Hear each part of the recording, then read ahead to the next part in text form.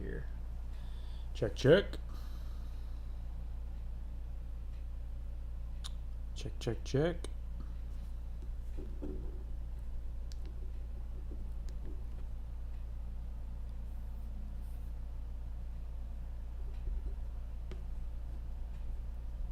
Oh, there we go.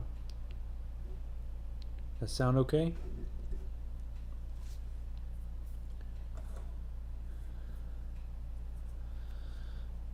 Oh, hey, Kova's Lookout is here. Thanks for the shout out on my campaign. You hit your goal in a week. Congratulations, Kova. That's awesome, man. I'm so excited for you. First campaigns are pretty nerve-wracking, so to reach your goal so early, that is so good. I hope that the campaign continues to do that for you. All right, I'm going to put my headphones away since I don't need to hear that. All right, so tonight, everybody, we are going to take a look at some of Katsuhiro Otomo's Akira, and then I am working on this Akira commission, and so I will work on this for a little bit. I'm not sure if I'll finish it. As you can see, we have a lot of buildings to draw, but we'll see how far we get tonight. I can't stay as late as I have some of these nights, but should be fun. I have a couple different things I was going to look at here for Akira. I have the original Dark Horse printings. Well, I guess I say the original. Well, because Dark Horse reprinted this a couple times, but also did Kodansha did, and then that box set just came out. But after the Marvel color versions, I believe Dark Horse was the first ones to print them in black and white. They did print them left to right. So these do look different than they do in the original Japanese, but they printed on this nice kind of newsprinty, toothy paper. I still like these volumes a lot. I know a lot of people don't like that they're flipped, but sometimes I find that when I'm reading stuff in English, it almost gives me headaches when I'm like reading the words left to right, but the panels right to left. You know, if I'm reading it all in Japanese, you know, which I don't read Japanese, but if it's in Japanese and I can focus on the pictures, it's a little easier.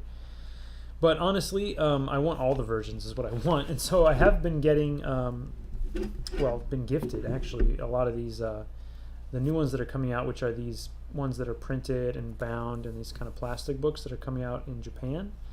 And I think these are supposed to be kind of the definitive look. So Otomo, I think, as far as I know, is pretty involved in the design of these. And these are on more of a white colored paper, but the inks and everything are so slick. And they come with these little things. They come with stickers and stuff. Akira Remix CD track list. But these are obviously in the Japanese, and so they're right to left instead of left to right. And they are really gorgeous.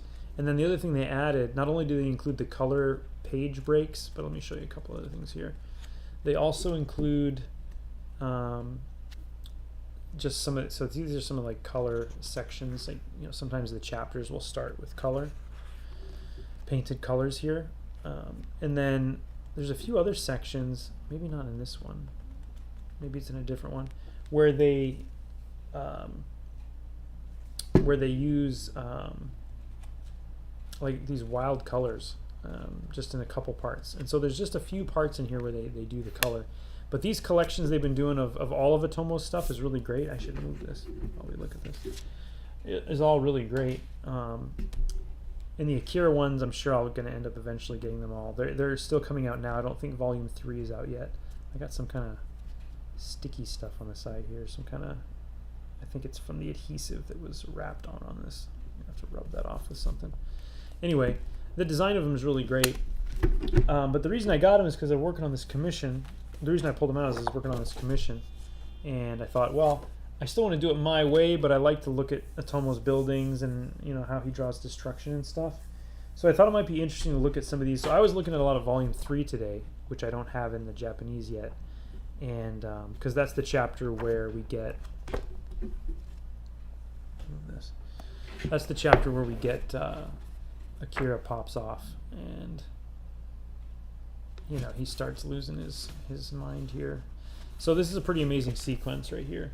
If you've never read Akira, you should, and kind of spoileries, but here's some stuff. Before I do that here, Kova says, have the Domo and the storyboard Otomo books. Yeah, I've got the storyboard one of those, and I do have the Domo.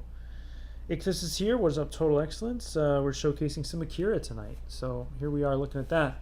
But in Volume 3 is where I believe his name is Takashi gets shot when Nezu is trying to kill Akira. And this is a really amazing sequence here. So everyone's trying to get to Akira. The general's here. The other kids are here. Kei and Kaneda are here. You know, everybody's here. And Nezu, who has been shot earlier by Ryu, shows up and shoots at Akira, but he hits Takashi. And so Takashi gets shot here. That's page 231. And then there's this sequence of everyone's reactions. And all this is happening while he's still falling to the ground, right? He's not even on the ground yet. He's not on the ground until, what, 235. So 1, 2, 3, 4, 5 pages after the bullet hit. And it's a really incredible sequence because it shows how quickly things start falling apart. Everyone's kind of shocked, surprised. They immediately attack Nezu, and you can see it's almost like they feel each other's pain or something. They don't describe it all like in detail, but and then he starts to lose it here. He goes, ah, and he starts making his classic Akira bright light ball that destroys everything. Which, how striking is that? You know, the black and white medium is so nice for this kind of stuff. Because it's literally just everything is inked except for the white spot. And so it just pops right out. And then he uses these speed lines to kind of show people getting kind of erased as this light touches them.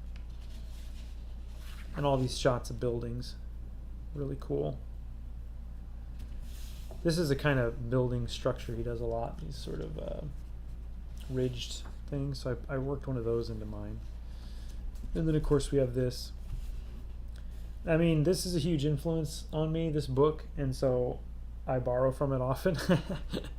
But the idea of energy being described as this almost like a black hole, you know, of white and dark energy, I find that very intriguing.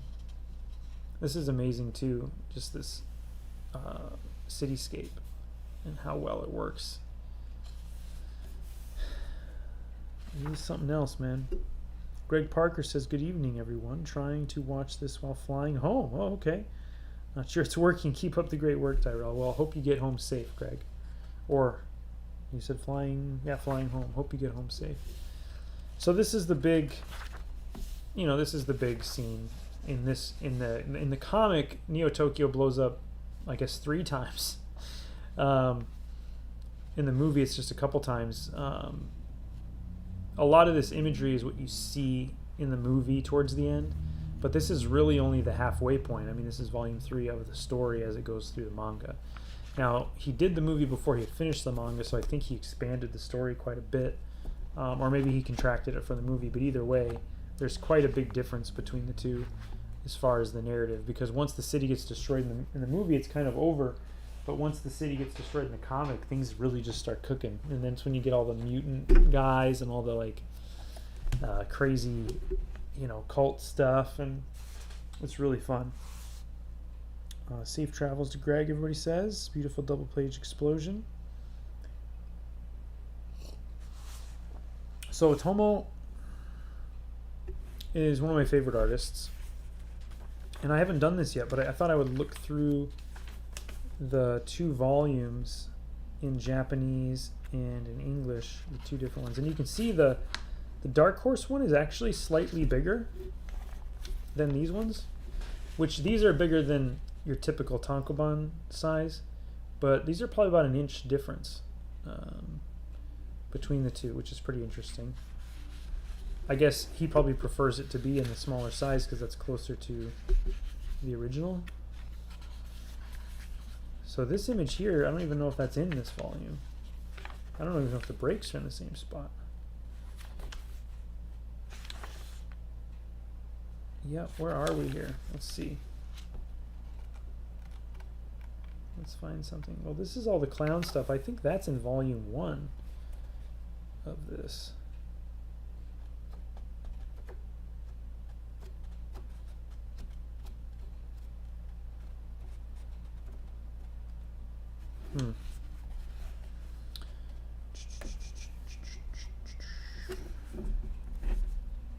Yeah, you know what? This volume 2 ends.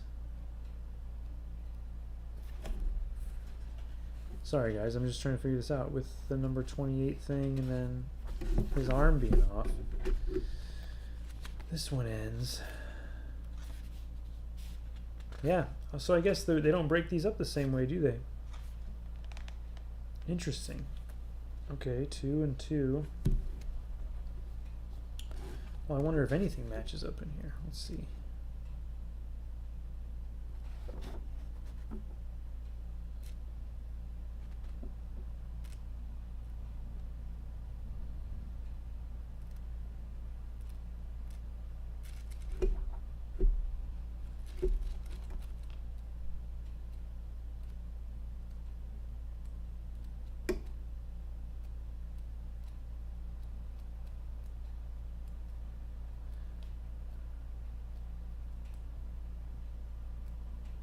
That's so interesting. I'm wondering how they broke this up then. This was going to be way more volumes.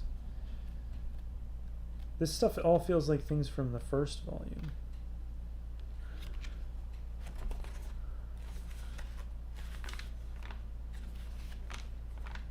Well, in any case, I guess I can still flip through these. Maybe we'll figure it out. I just thought it might be cool to compare the two. Volume 2 was one of my big favorites when I was first reading these. These were coming out when I was in college, these Dark Horse versions, which I'll stick with that for a second. Edison Neo's here. Hey man, what's up? Ichthus asked if I watched the Superman movie. I did not. Ichthus also asked, did they flip the page for the Dark Horse release of Akira? Yes, they did, which is what I was mentioning earlier. This second volume, though, these were coming out when I was in college. And man, oh man, I had no money in college, man. I was broke as a joke. Kind of a theme in my life. But these were coming out, and I think at the time they were $25, and that was a lot of money for me, dude. That was like a week's worth of food. And so I had to get them though. I was so pumped every week when these would come out at the store. I would go get them and come home that night and have like a snack and like read the new volume of Akira, because when I was coming up and when I first watched Akira, the comics weren't as readily available. They had been published through Epic with Marvel, and I had a couple of the issues of those, but it was colorized, and you know, I didn't have the whole run. There was no hope of me getting the whole run where I lived. This was before you could just buy stuff all the time on the internet. And so when these were coming out when I was in college, it was a big deal because I had never read the Akira story. I was obsessed with the movie, but I had never read the manga before, other than the 2 issues I had of the Dark Horse series, which were like not even right next to each other, or the Marvel Epic series. And so this was a big deal when these were coming out for me. And man, I fell in love with Akira even harder at this point. Like, I already loved the movie, but man, when I read these and just saw how big the world is and how he draws everything, I was obsessed with the movie because it looked great, but it was also just like a great movie. And then when I started reading the comic, I realized how good Katsuhiro Otomo is as a mangaka, you know, as a comic book artist. And then it started a whole new obsession with him in general and his work in general, not just Akira itself. So some of these images are kind of in my brain forever. You know, the tubes, the kind of exploding things, ice and like elements, kind of whipping around people and things like that. Let's see. Sounds like every college student, Nicholas says. Grim, stashed away somewhere, you have one of the color pages from Steve Olaf. Yeah, Taco Bell was your best friend. Yeah, Grim, when I was doing the first time I did a show was actually here in Chicago, and this was when I was in college, and it was barely, I call, an official show, but I was tabling with my buddy Sean. Check out that. That's so rad. You can see this does print more like the newsprint, like in the original, probably how it was printed. This is probably looks, printing-wise, closer to what it looked like in the magazine, by my estimation, than these other ones do. The other ones look better, but this is nice because I do like the quality of it being on that. But anyway, I got sidetracked there. So me and Sean Dove were tabling at this show that was out by O'Hare Airport, and the guy tabling next to us was Steve Olaf. And this was so funny because this was around the time these were coming out, but he was selling those color things for like $10-15 each, you know? And he was a super nice guy. I had a bunch of questions for him. He was really cool. I don't like Akira in color. I mean, but I don't like it as much as I like it in black and white. But I think what Steve did was really something that moved the whole industry forward as far as a standard for coloring. And what's crazy is I got to meet Steve last year at Heroes Con. Not this year, but last year at Heroes Con. He was talking to Xander Cannon, and I was at a thing with them. I guess it was 2 years ago, and I got to meet Steve and talk to him. He was a really nice guy. Anyway, there's some more nostalgia for you. Got to table next to Steve Olaf, and Bill Reinhold was next to us as well, who's this incredible inker. We did a bunch of stuff on Punisher. Bill Reinhold was there too, and he was super great. The fate of the Doctor in this one is crazy too. He gets frozen out here from the release of all the stuff that's frozen around Akira, the like cryogenic freezing. Everyone's fate in the longer story is pretty crazy. The other interesting thing is to see the shift in Otomo's drawing style. If you've seen some of his earlier stuff, he experiments a lot with different styles, but one thing that's pretty consistent is there's a lot of freedom to it. And I feel like on Akira, he started tightening up as the series went on. And it still works wonderfully, but it becomes a lot more like textured and intricate rather than being as expressive as some of the short story stuff. But it works for the material. Anybody who knows my work also can look at a page like this and just see, I love drawing, clouds and these kind of Mobius-like kind of long shots, and Otomo's another big influence in that regard. So you can see these Dark Horse ones. These are probably easy to pick up now because that new collection came out, which I would also love to have that new box set because it looks beautiful. I just have this, though, already, and if I'm going to get it, I almost kind of want to get these nicer ones that are in Japanese, because then I get to see the original language as it was written, and also a lot of the original sound effects, which I think the new box set might have kept some of the sound effects and translated them. That's Kodansha's style usually, whereas in the Dark Horse one they did draw out new sound effects, which I don't like that. And then the other thing is that the printing on these is just, oh my god, you got to see some of this. I mean, the printing on these is phenomenal. The blacks are just solid, as you saw in the other version. They're sort of rubbing off. The screen tones all print just almost perfectly. The paper has a little bit of weight to it, and it's pretty smooth, but there's enough tooth that you still get a nice tactile sensation with it. It's a really beautiful volume, and these are not that much more than getting the box set, honestly. It'll probably end up being about, well, who knows? I would guess you're spending about 10 to 20% more if you're getting them all in these versions, and you gotta wait because they're not all ready yet. I love all this gnarly, the way he would twist and break apart things like rubble. Otomo was great at rubble, and so I try to look at his rubble a lot. A lot of the manga page layouts that even in Akira are pretty. What's crazy is manga finds a way with like a meat and potatoes style of storytelling, and there's a few American artists that do it like this. Dan's similar to this in that he uses a lot of these small panels that just have a beat to them. Whereas I think a lot of times in American comics, what we tend to do is these big scenes with a lot of word balloons on them. I mean, I do this in my work too, and it can work. It can be great, but the manga style is much more kind of like beats, where you're not going to get more than 1 or 2 dialogue balloons in a panel, which is really nice. It's sometimes more efficient, sometimes less efficient, but can lead to some really fun results. And then just little things like twisting the border a little bit can just skew things just enough that you don't have to come up with some crazy thing every time, which, I love coming up with crazy panel arrangements and stuff, but the joy of manga is sort of the restricted, and it's not totally restricted. Lots of people break these rules all the time, but when you have maybe not a restricted, but a standard that you use as far as like 2 panels, 1 panel, 3 panels, 2 panels, 4 panels, 3 panels, 2 panels, it makes things a little easier to conceive of quicker and gives the story a lot of energy because you can read it quicker too. Whereas the complicated panel arrangements that I like to do sometimes, it slows you down, and that can be a good thing depending on what you're trying to achieve.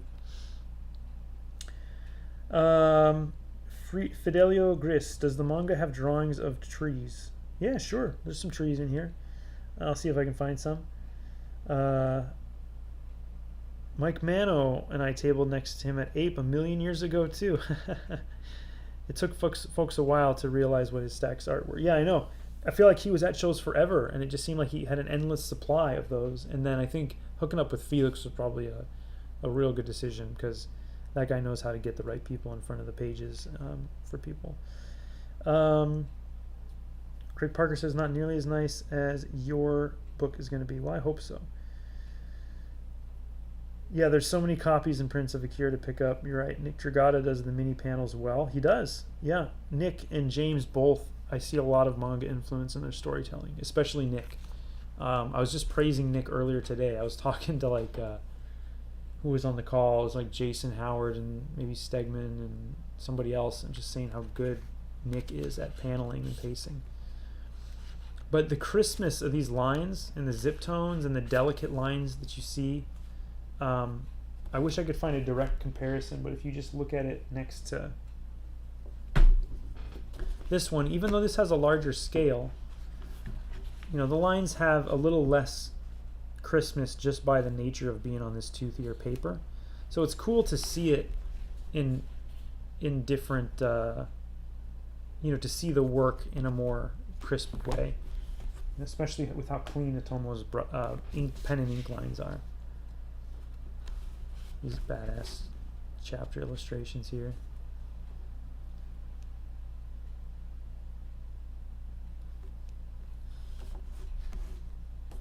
And of course the scale goes up after this, these first 3 volumes. Things just get nuts, and there's tanks and planes and explosions and battleships. I mean, he takes it to 100.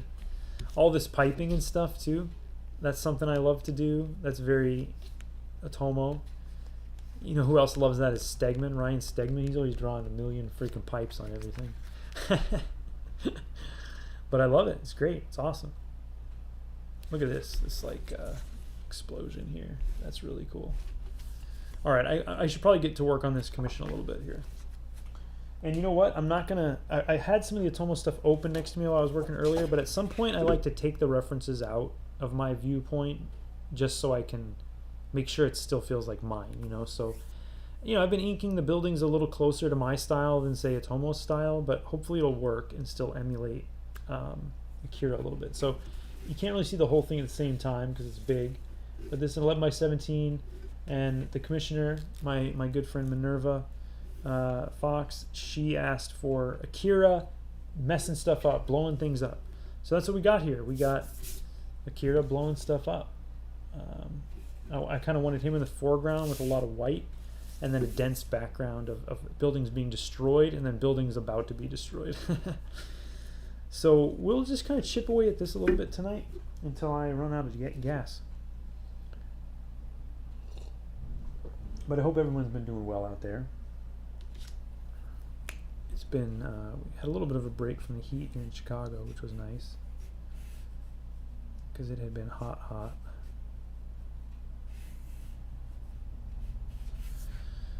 So I think I'm going to put zips here and maybe on the buildings on the side. I haven't decided. And keep this mostly black and white at the bottom. Or I might do a zip that I use on this to make this bubble have some dimension. So we'll see. It might be a combination of things. It might come down to what I actually have as far as zip tones, because I'm running pretty low on zip tones. But anyway, maybe we'll start with some of the buildings, because I kind of want to leave this as loose as possible. So I want to tighten this to where I feel good, and then I'll decide if this needs more, and then I'll probably overwork it. But hey, hopefully it'll look cool. All right, let's do a number 8. So sometimes you cheat things. I learned at one point I was doing a cover for the Schlub, and they wanted to reference, and we never even used the cover. It's in the trade paperback though. We wanted to do like a Spider-Man No More sort of a homage, and so I did that. And when I started doing it, I realized that the perspective on that is like, in the original drawing of the Spider-Man No More is like completely wrong. It doesn't make any sense at all. It's just, it doesn't make any sense at all if you try to measure it out and make it make sense. It totally works as a cover though. And so when I did my homage, I had to kind of figure out how comfortable I was breaking the rules. And same thing here, and same thing with a lot of Otomo's cityscapes. He'll fudge the perspective just to kind of give you a mass of buildings, so they feel almost like a, I don't know, almost like a 2D rendition of the buildings in a way. I don't know if that makes any sense. But so on this one, I didn't go full on with like a 2D kind of style, but I did keep the I didn't put in a third perspective line. I just kept it with 2, and then make them as far off the paper as possible so that it reads like flatter in a way. And then hopefully when I put some zips on and do some more shading, it'll feel just like paper stacked, like you do in an animation. If you watch the beginning of Akira, the buildings aren't being drawn in perspective moving, it's just 2 sheets of buildings sort of moving across each other. And it's a really cool illusion. And it can work in still images too, I think. At least I hope. I try. There's people who do that though. Like Stokoe's stuff has kind of that feel of sort of animation cells moving over each other. Like detailed animation cells. Not that I'm saying I'm as good as Stokoe. I mean, Stokoe's great. Just something I've noticed and something that I try to do. And so the other thing is trying to figure out how to render this in my style but still sort of evoke some of that original stuff.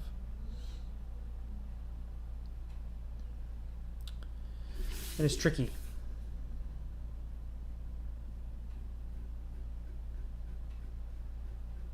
Because you could, I could just straight up copy Otomo's style. I mean, to the best of my ability. It wouldn't be perfect, obviously. But then it wouldn't be me, right? So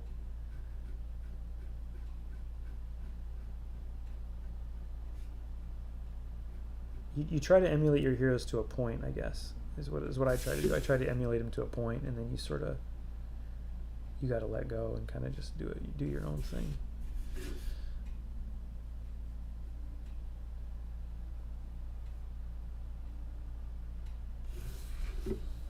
So that's kind of working, I think.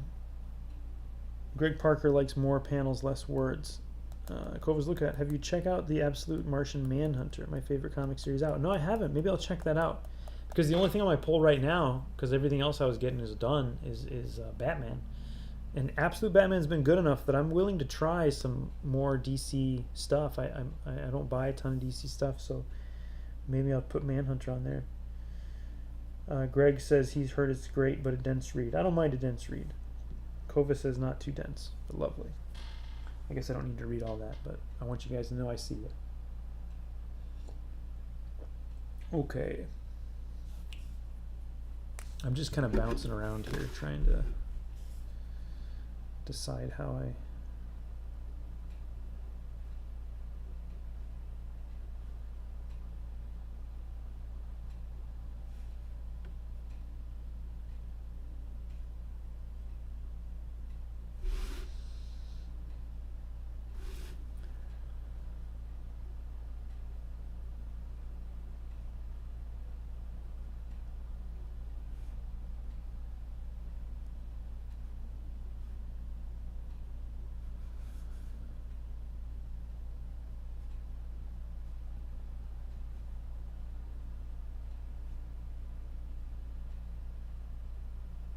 trying to make little marks. Sometimes I feel like I overdraw on the buildings. I mean, I know I do. I like to get lost in it. I hope people that look at it like to get lost in it, especially if it's a singular piece like this. If this was on a page, there's no point in this level of detail really, but on a commission, it's kind of like, well,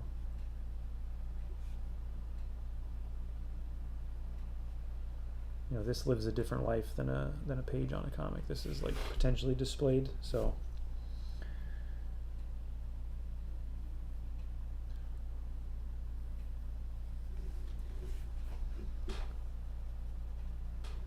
this is a weird decision I made over here, but I might just leave it. Martian Manhunter, huh? He looks cool. I've always been like intrigued by him. I don't know anything about him really. Just what I've seen in the movies and stuff. In the cartoons.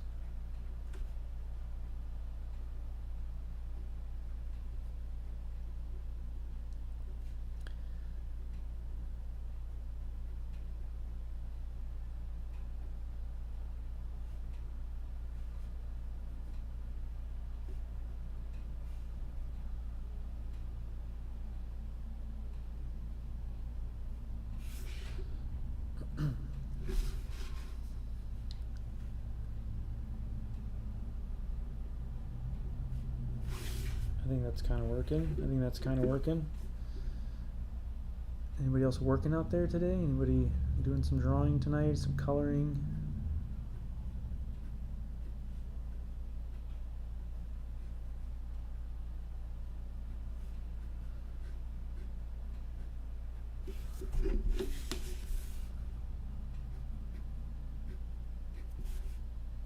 A lot of the buildings in the Otomo stuff will be just he focuses on the patterns rather than like a specific, you know, it doesn't feel like a lot of them are 100% real buildings. Sometimes they are, but sometimes it feels like he's not referencing a building, he's just drawing his version of a building. Also, it's a sci-fi world, you know, in the potential, you know, like an alternate future. So I feel like he takes advantage of that and just kind of builds these iconic looking buildings.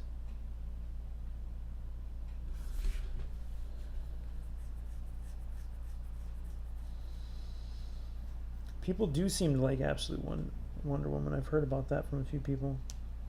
Kova's Lookout is working on a page for issue 3 of his comic series. And Grimm's laying out some pages. That's good. Good to hear Grimm's drawing some pages.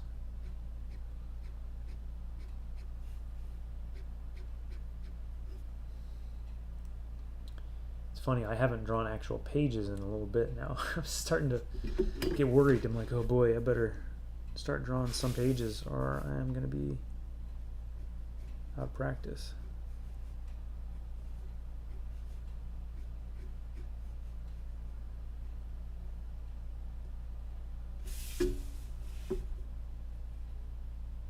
I'll figure it out though.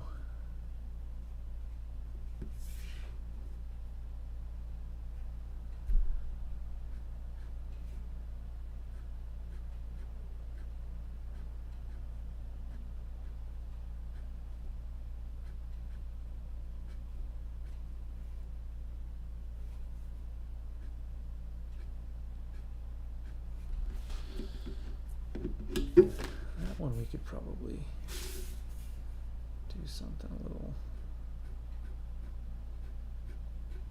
less dense maybe. So same here, like I'm not trying to draw any specific buildings. I'm just trying to make it look like buildings. Like I want it to look like buildings. Big buildings.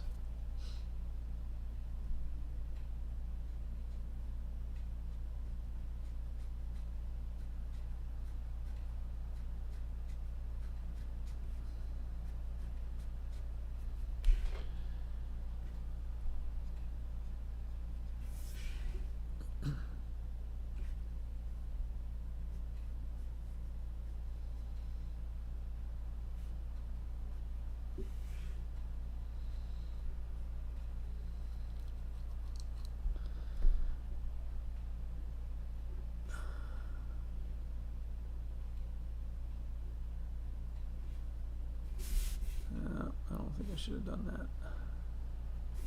Oh well. It'll all shake out in the end.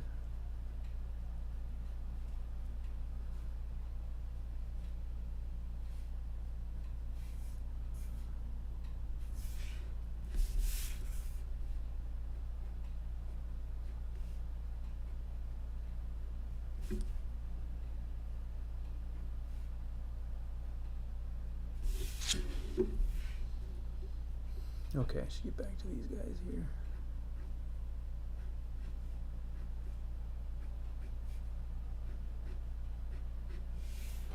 Yeah, Akira, I think I saw it when I was 16 or 17 the first time I saw it.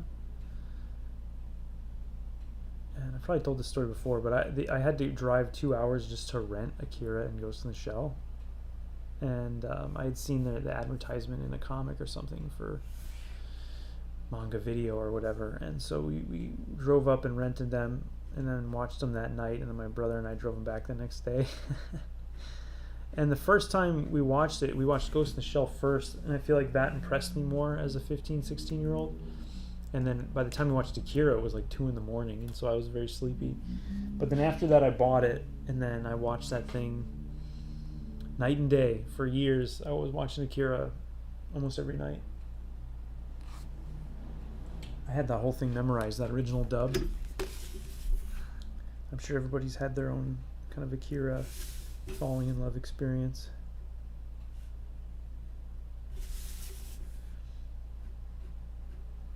It's just that the first time you see the movie, at least growing up when I did, I guess it's probably different now, there was nothing like that. You know, we had some anime that we could reference, you know, like Dragon Ball Z was around, Sailor Moon was around, you know, Speed Racer was around. But when I saw Akira, it was just opened up new pathways in my brain. And, you know, it's stuck with me to this day.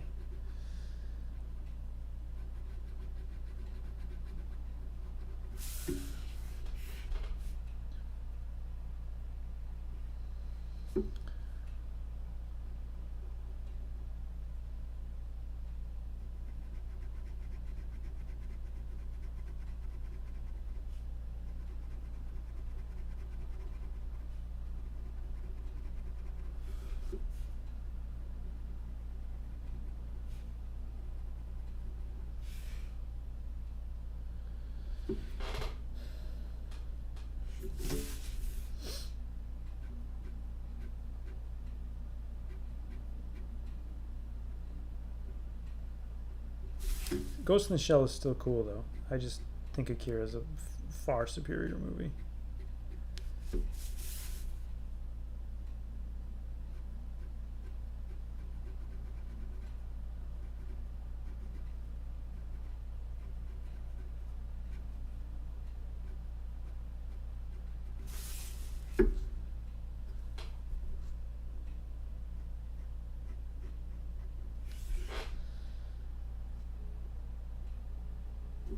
Yeah, Akira was shockingly rare. I can't believe people, you know, I wish I could have been one of those people that got to see it on like a college campus in the theater or whatever. I mean, I have seen Akira in the theater since, which is a really incredible experience. I highly recommend it. A few times. The first time I saw it on a big screen was at the release of the Steelbook DVD, but that was just on like a big screen in a Virgin Megastore. It was a very strange experience, and it was a DVD, right? Still cool, biggest screen I'd seen it on.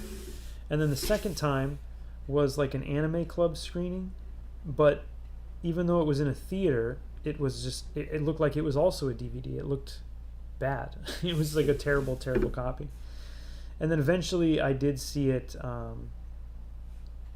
digitally projected. I think it was at Music Box. And man, that was cool. Or no, you know what? It wasn't. It was 35 millimeter when I saw it, if I remember correctly. I'll have to check the ticket.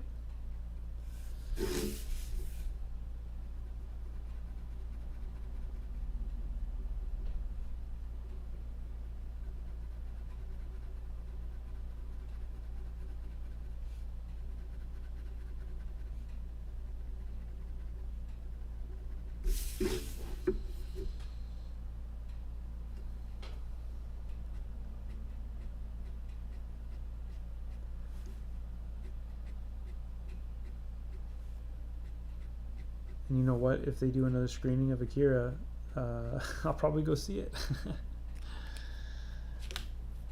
I can't resist. I'm reminding myself this is a commission, so I can do like wispy lines and stuff, and they'll still show up. Whereas a lot of times at this point, when I start messing around like this on a page, I'll be like, man, none of this is going to show. What are you doing? But on commission, I can just use the pens to their full potential.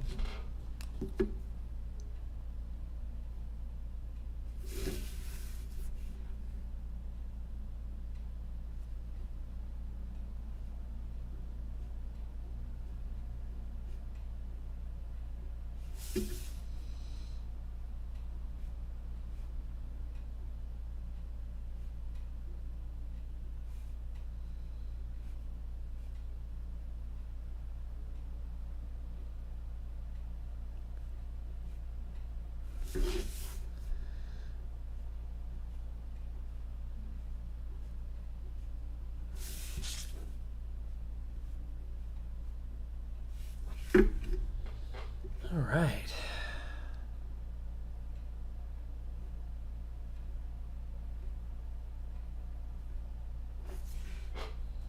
We're getting there.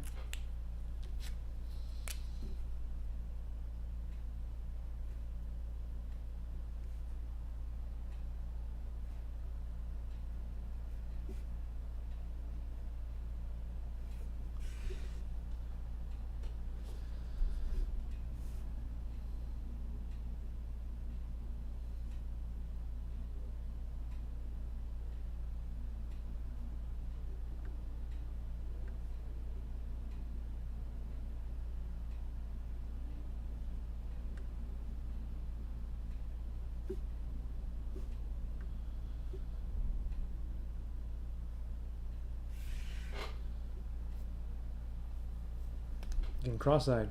Don't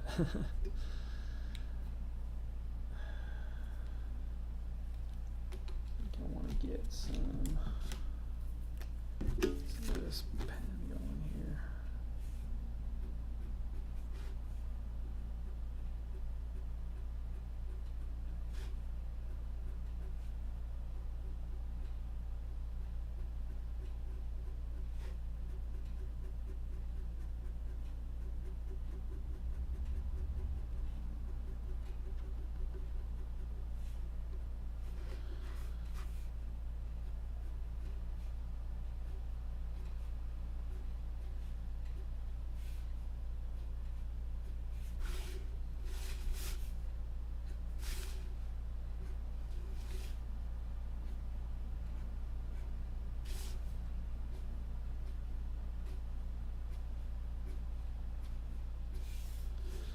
And I'm just freehanding a lot of these.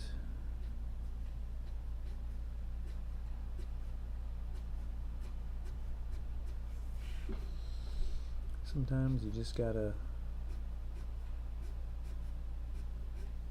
like go with a ruler, you know? I did these original kind of layout lines with a ruler. And then once I get to this point, I try to not use it too much until, like, say I'm at the end and I might see something that could use a little firm up or something like that. Helps it stay a little more lively, I think. Like there's a lot of I hate it when the work feels cold, I guess, is what I'm saying.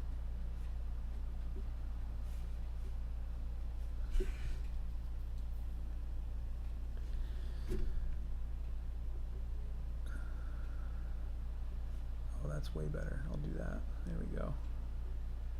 What was I thinking with that little pen? I'm still gonna have to hit this with some Pro White too in a minute here.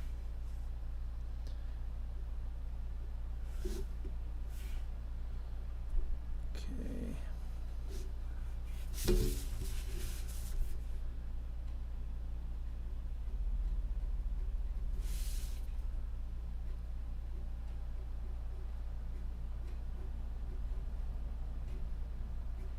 Yeah, I think if I can work some white back into some of this, it'll really start to sing a little bit.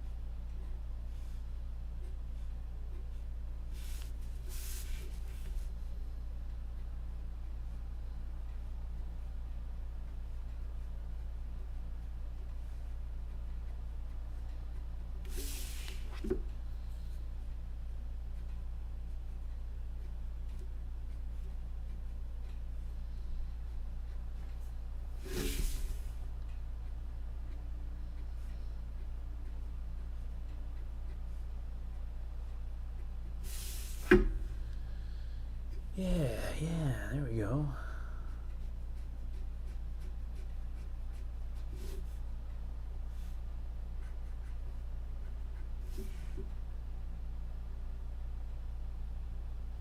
Okay.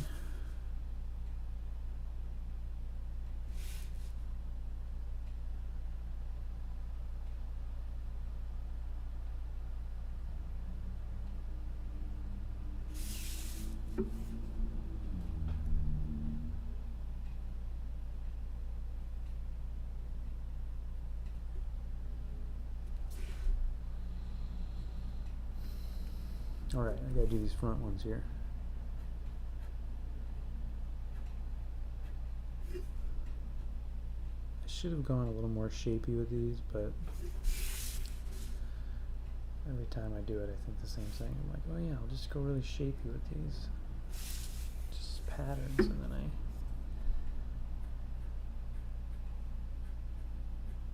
overdo it.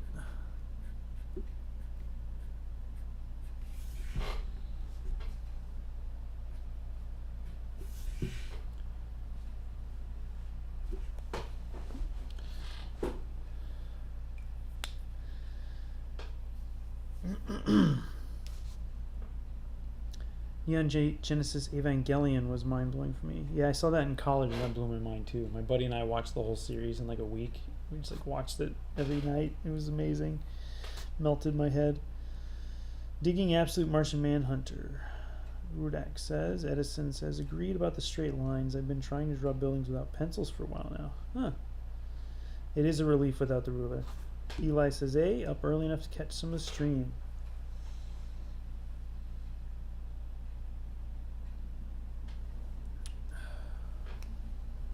Well, you're just in time to see me hopefully finish up these front buildings, and then we'll throw some white down and see where we go from there. So this one, I think I want it to be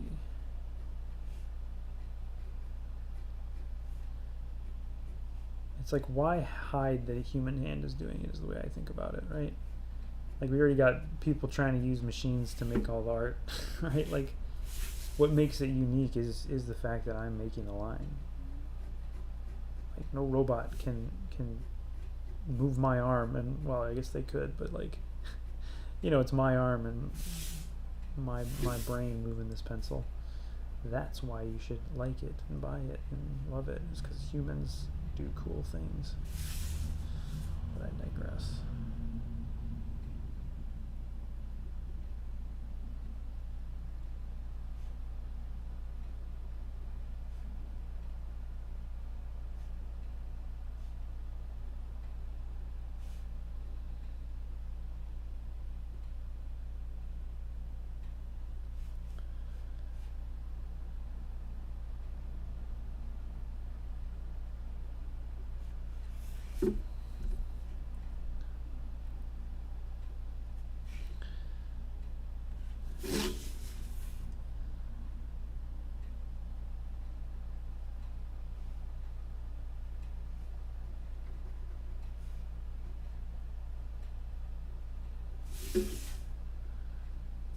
I was just at the Music Box, though. I got to go see the Beastmaster on the big screen, which I had never seen that on the big screen, and the director Don Coscarelli was there. That was really cool.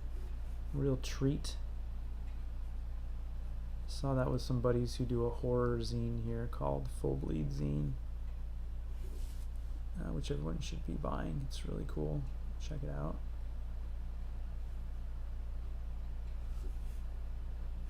Yeah, well, I don't like that. That line's not straight enough.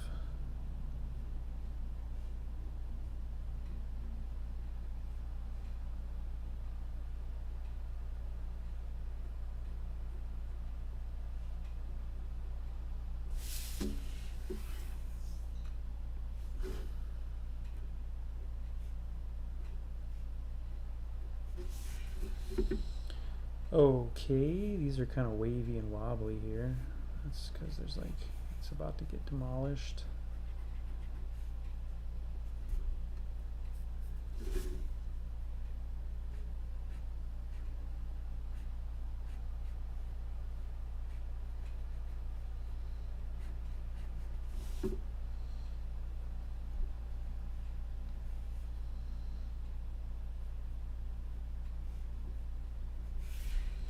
Alright.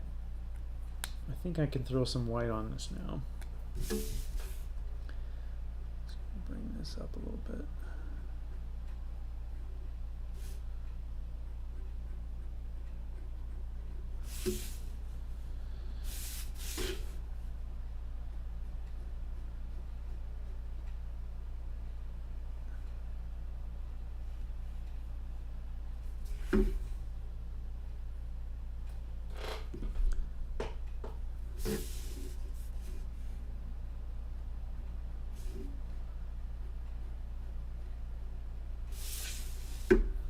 All right. It's looking pretty cool, I think. All right, let's get a little bit of white going on here.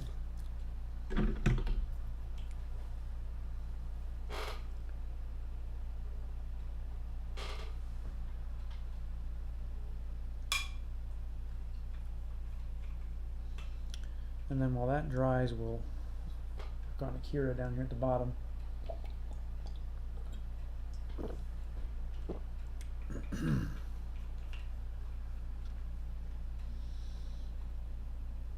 Oh man, you guys, I was at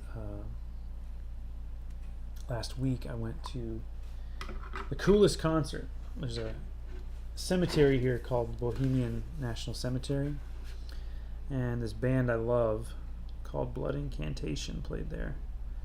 And man, what a cool place to see a show. What an awesome band. Really cool night. I had already seen them this year at Metro, which was honestly even more mind-blowing in a lot of ways, but I've never been to a show at this cemetery before, and it was really cool. You're not in the cemetery, you're on a lawn nearby, but you know, you still have you can see the cemetery from where you're at. And it was a cool vibe, man. Really cool vibe. So me and some friends were there.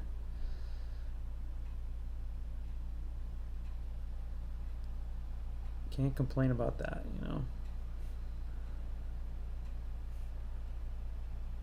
And then I just got tickets to see Yob in the fall. I'm very excited for that as well. One of my favorite doom metal bands.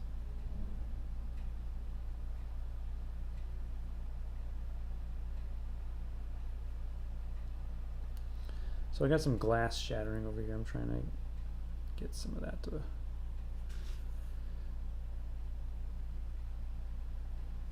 pop back out since I painted over it.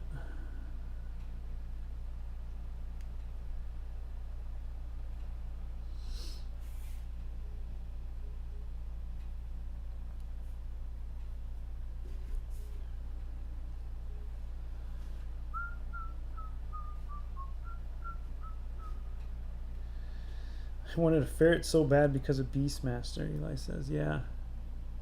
I thought they were pretty cool too. I had a friend in high school who had pet ferrets, and they were so stinky and like messy. He just had a room in his house where they lived. It was so gross. They're adorable though. Kodo and Podo.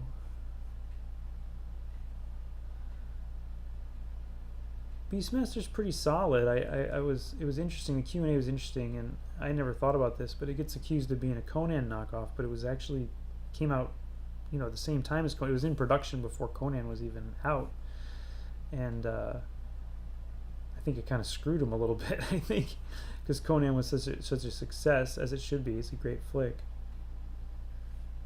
and Beastmaster is sort of very much more of a lower budget kind of a venture. But it still has some really neat stuff in it. I'd recommend checking it out with fresh eyes if you haven't as an adult.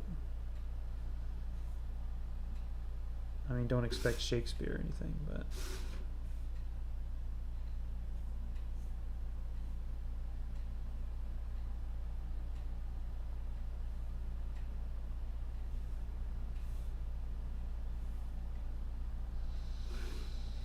kind of just vibing around here, seeing what feels like it needs some definition.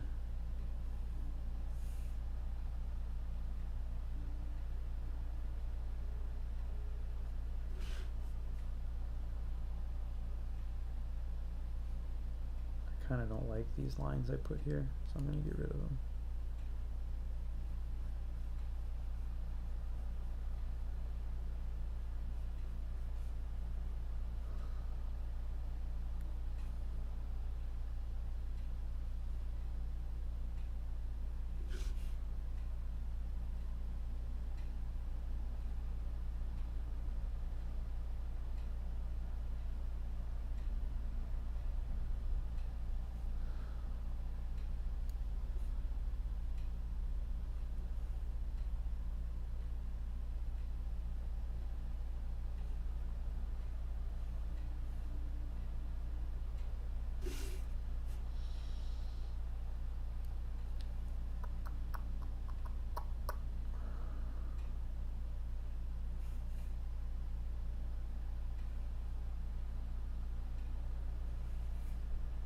Oh, I didn't do that building, did I?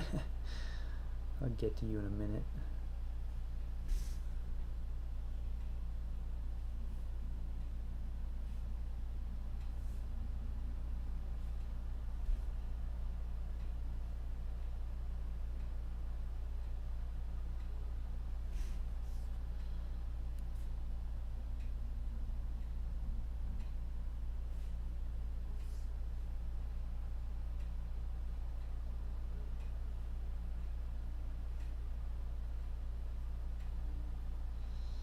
Yeah, it's popping a little more.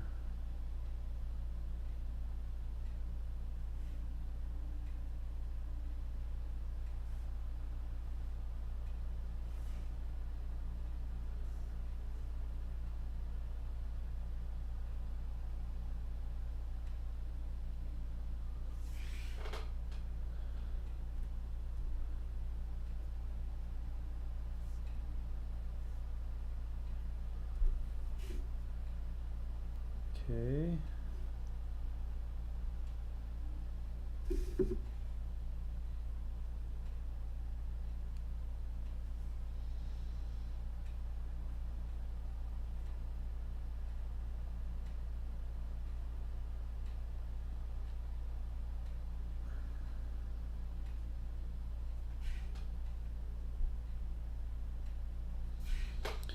Something like that.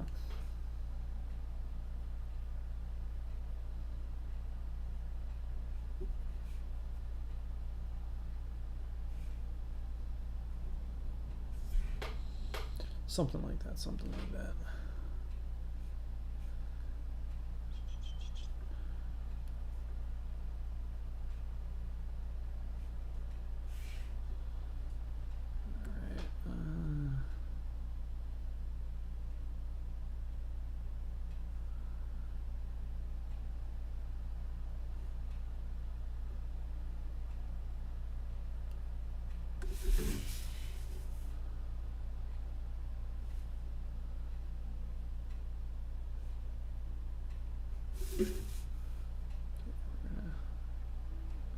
Accents here, dots.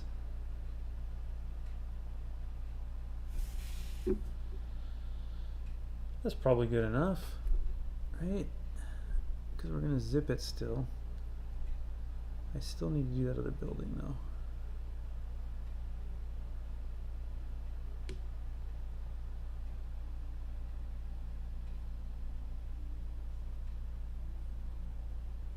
Okay.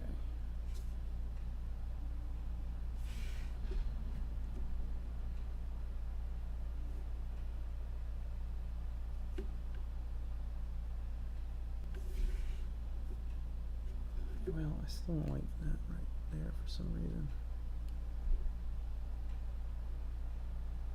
I'm just gonna let that go there.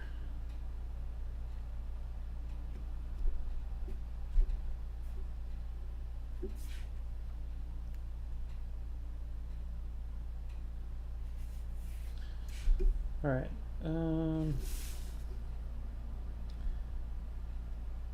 Spot here.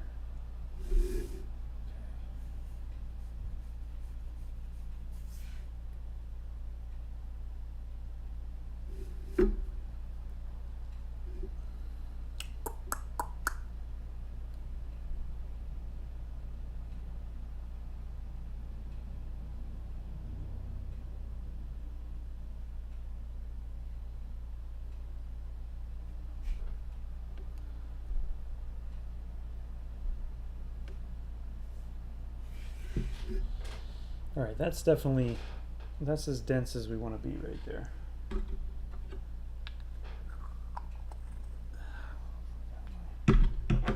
Water thing.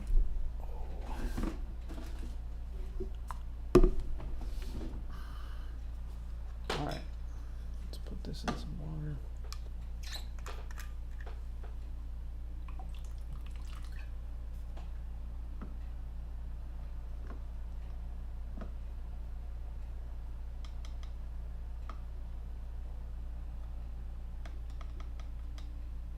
Okay. let's work on we Akira down here. Well, first, draw this building before I forget.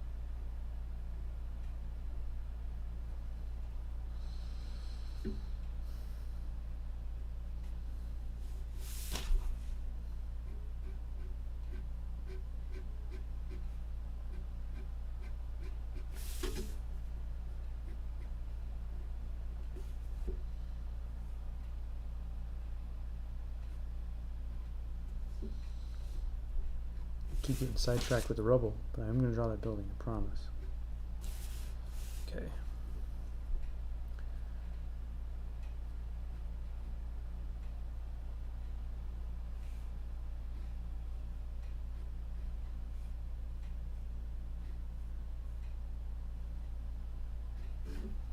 This one I am going to use a ruler.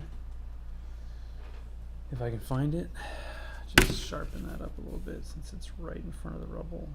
It needs to feel a little sharper than the rubble.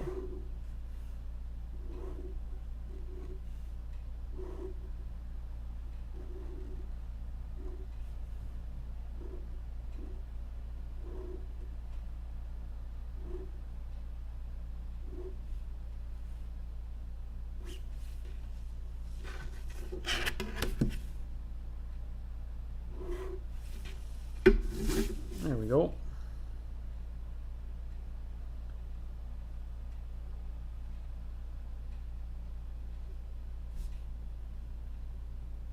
I need to use a different pen here.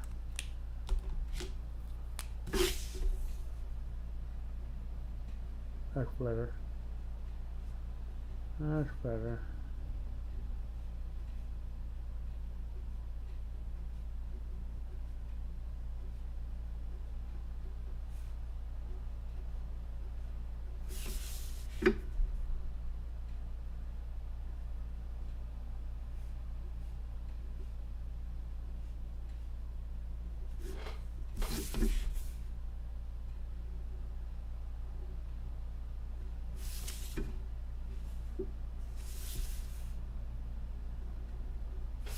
Okay. That's better.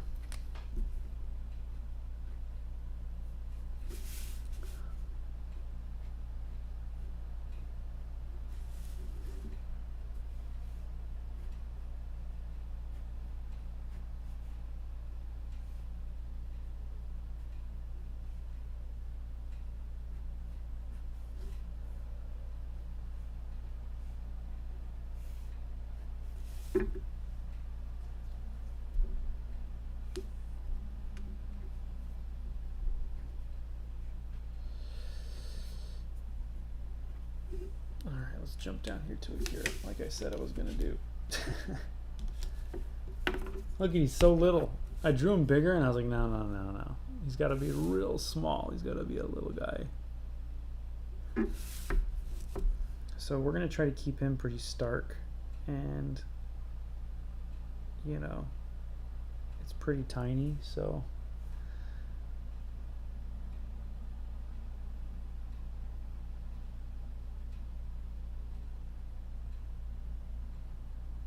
the hard thing is like to look like Akira's haircut. It kind of wouldn't work because his hair is blowing in this scene. So I was all worried, but I was like, people will get it. I mean, this is obviously Akira adjacent, right?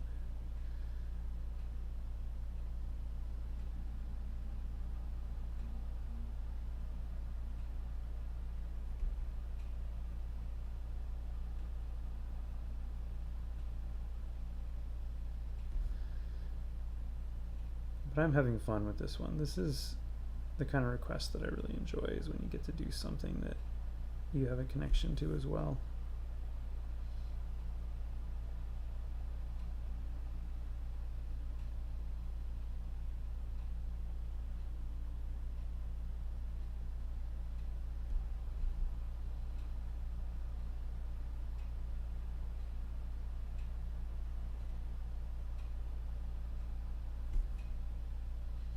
Which happens more often than not, honestly. I think a lot of people understand that if you pick a topic that the artist has an interest in, you're going to get something a little cooler. That's really neat. I like the way this guy looks here. He looks pretty neat.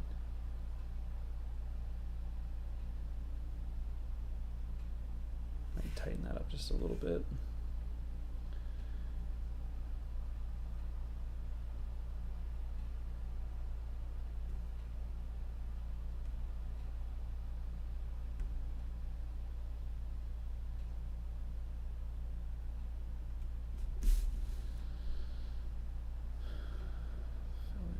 Over here.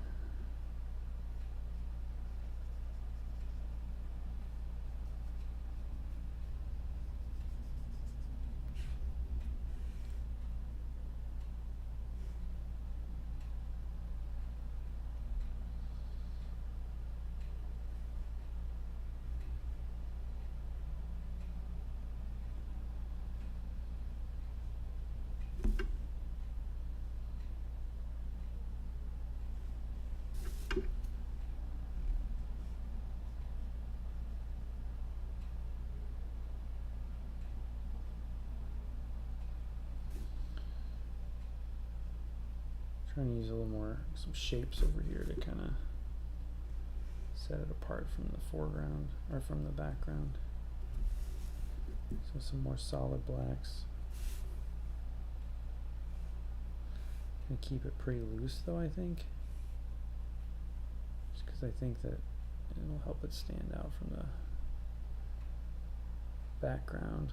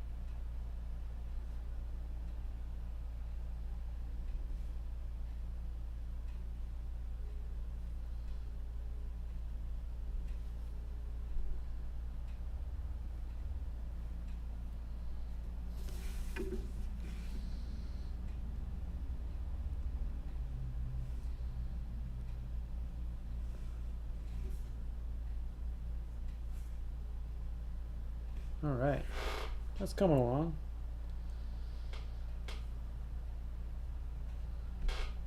Beastmaster had a lot of cool dark fantasy bits, really ambitious for the time, like the giant bat people. Yeah, those guys were crazy. Those bat people, that was pretty wild, man. They were like bird people. Somebody asked, I think they asked Don Coscarelli something about that, and he was just like, I don't know, I just wanted to put these these bird people in it, you know? What a legend, man.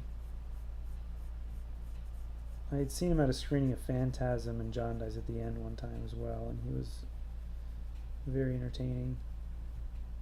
And I think it was his co-writer or co-producer that was there with him from Beastmaster this time. And so that was cool.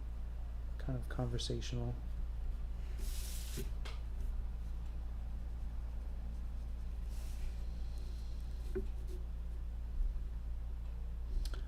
I honestly don't like that dark like that. I might have to change that.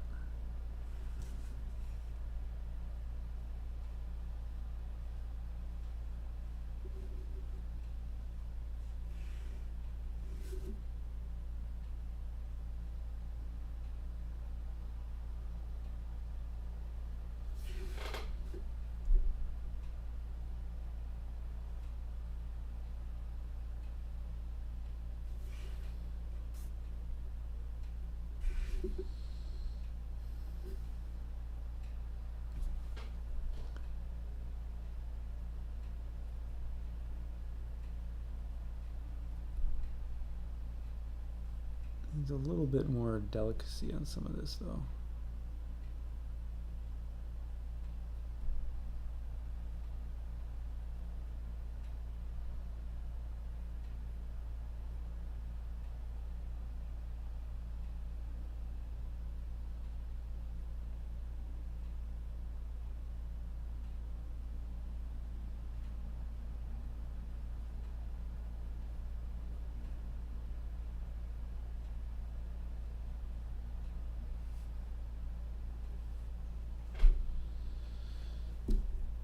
So these explosion lines, maybe I'll work on that for a second here.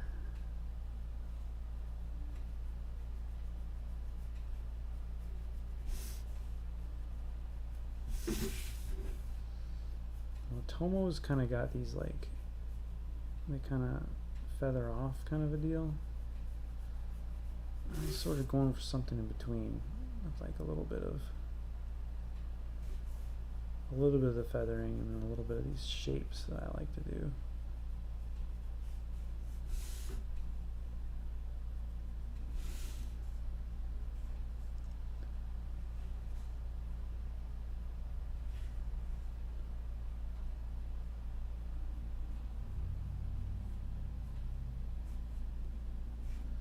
And I hope I have two kinds of zip I can use, because this will be cool if I can.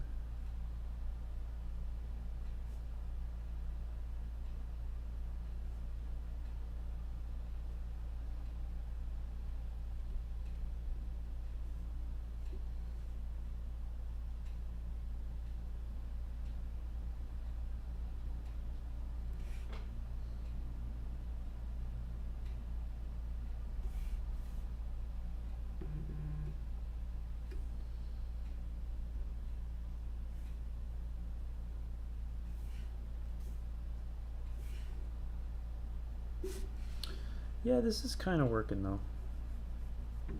I hope. I think.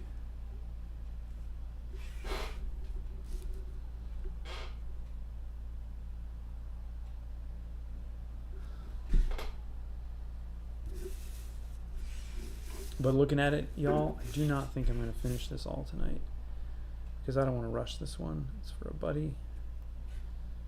And I think if I just give it a little more TLC on the sides here, I'll get somewhere. But we'll tighten up a couple more things before we finish up for the night. Maybe some of this glass.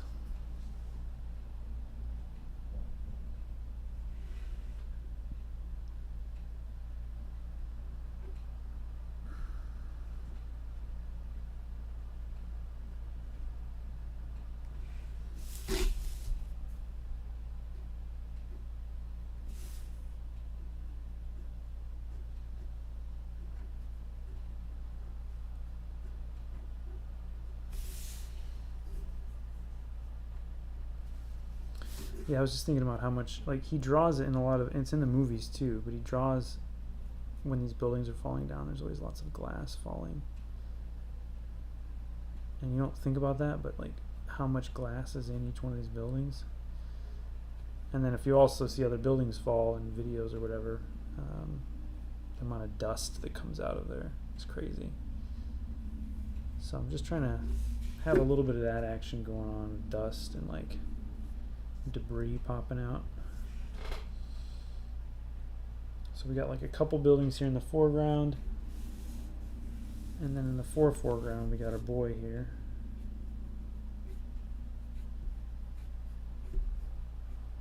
I was gonna draw Takashi next to him, but it kind of broke the power of just the single figure down here, so I left him out. Sorry, Takashi. We all know what happened. And this doesn't necessarily have to be that exact scene. This is just sort of a emulation of the scene.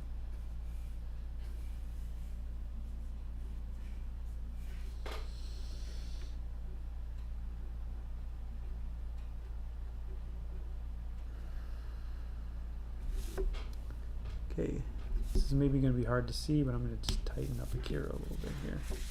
And then we're going to put some white out on that because I don't like it.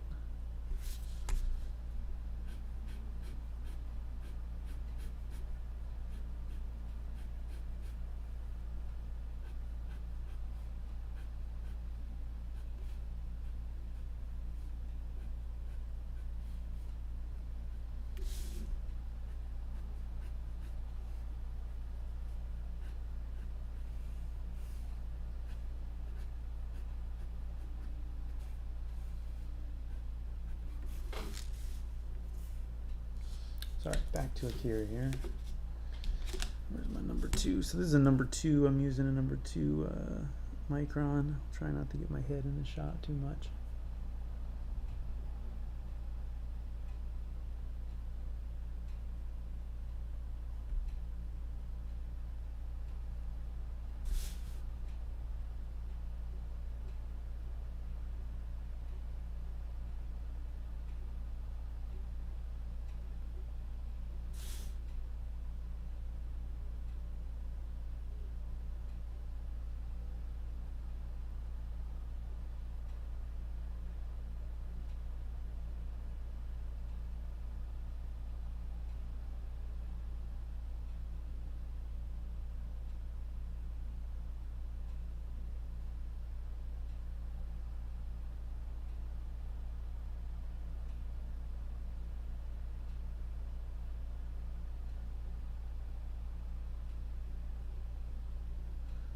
And I will definitely not be streaming next week because I'll be out of town doing a kind of a family friends thing.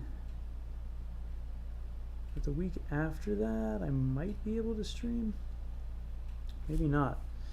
We'll see, folks. But it's so much busier in the summer for me right now with family stuff that I might get back on a better schedule when the kid's back in school.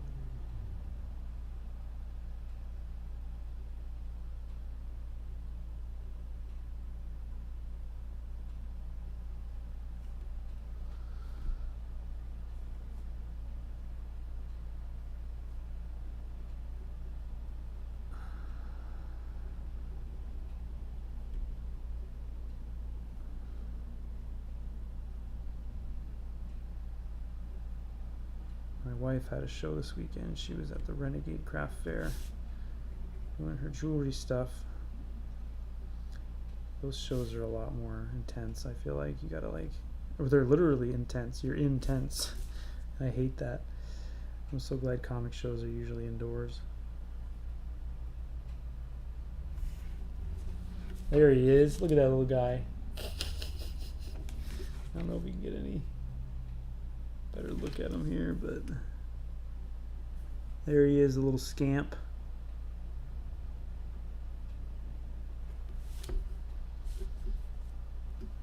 And we need to put a little ball in here. Maybe that's what I'll do. Good rubble takes time. That's right, it does take time, bro. It does. Where is my circle guide? We're going to put the tiniest little circle in between here.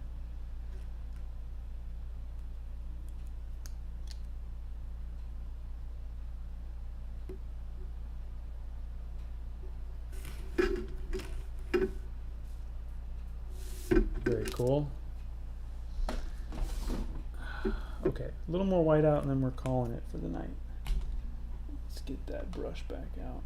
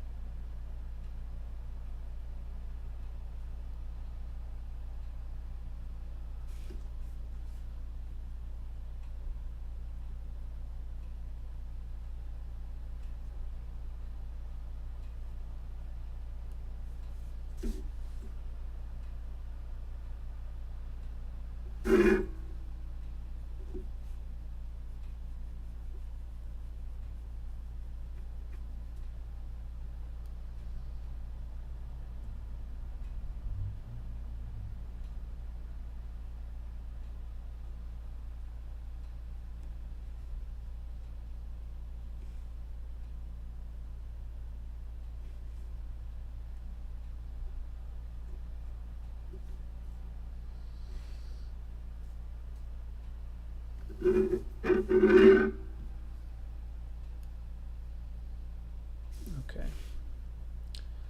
Can I do this? Is this gonna work? Better work.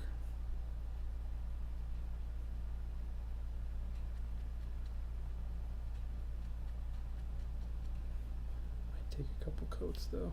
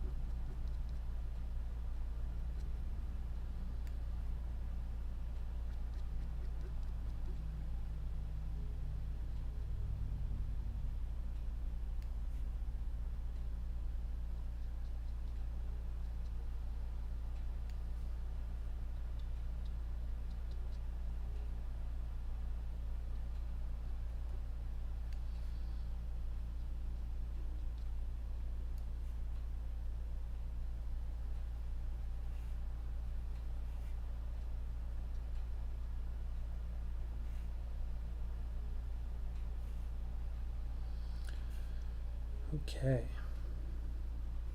Let's see what that looks like in the morning. I think I lost the point of that shape at some point. It was supposed to balance off this shape. Filling it in black just kind of ruined that, so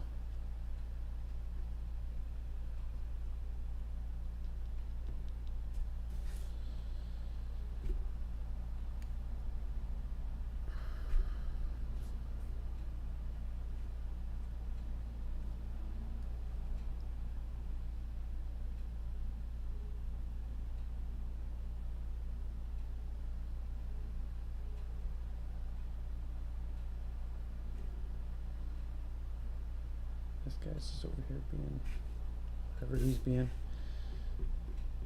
Alright. Okay, I think that's gonna do it for me tonight. Everybody.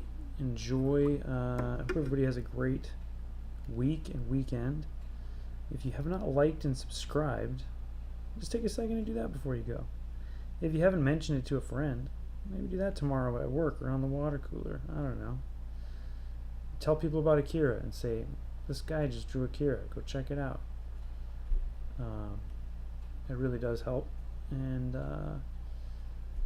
as time goes on, I'll try to incentivize some of the YouTube stuff too, just the same way I do with the newsletter. So if you're not on the newsletter too, you might want to go ahead and sign up for that. But I thank you guys who have all been tuning in. It really means a lot to me. And, hopefully I can get a little more consistent when the kid's back in school, but being able to do it once or twice a week has been really fun, or once or twice a month has been really fun, and I appreciate everybody coming by. So enjoy your evening and your week, everybody. See you later.